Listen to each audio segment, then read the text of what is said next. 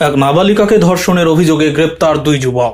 অন্ডাল থানা এলাকার একটি নির্জন স্থানে দুই যুবকের দ্বারা 14 বছর বয়সী এক নাবালিকাকে ধর্ষণের একটি চাঞ্চল্যকর ঘটনা সামনে এসেছে। সোমবার এই ঘটনার খবর ছড়িয়ে পড়লে স্থানীয়রা গভীরভাবে ক্ষুব্ধ হন। ঘটনায় অভিযুক্তদের বিরুদ্ধে থানায় অভিযোগ দায়ের।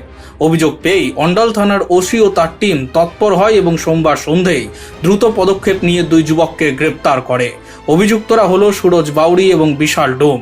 দুজনেই অন্ডাল থানা এলাকার বাসিন্দা। এ ধরনের ঘৃণ্য ঘটনাকে লজ্জাজনক বলে আখ্যা স্থানীয়দের। অভিযুক্তদের কঠোরতম শাস্তির দাবি জানিয়েছেন। উল্লেখ্য, হুমকি দিয়ে নির্যাতিতাকে নির্জন স্থানে নিয়ে যাওয়া হয় এবং সেখানে নিয়ে গিয়ে নাবালিকার ওপর পাশবিক অত্যাচার চালায় দুই যুবক। নাবালিকার মা থানায় ওই দুই অভিযুক্তের বিরুদ্ধে অভিযোগ দায়ের করে।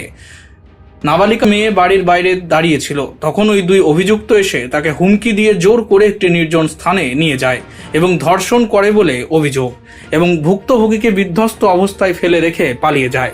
পরিবারের সদস্যরা সরাসরি অন্ডাল থানার বনবহাল ফাঁড়িতে পৌঁছে ন্যায় বিচারের জন্য আবেদন করেন। বনবহাল ফাঁড়ি পুলিশ ওই দুই অভিযুক্তকে গ্রেপ্তার করে মঙ্গলবার সকাল 11টায় দুর্গাপুর মহকুমা আদালতে পেশ করে।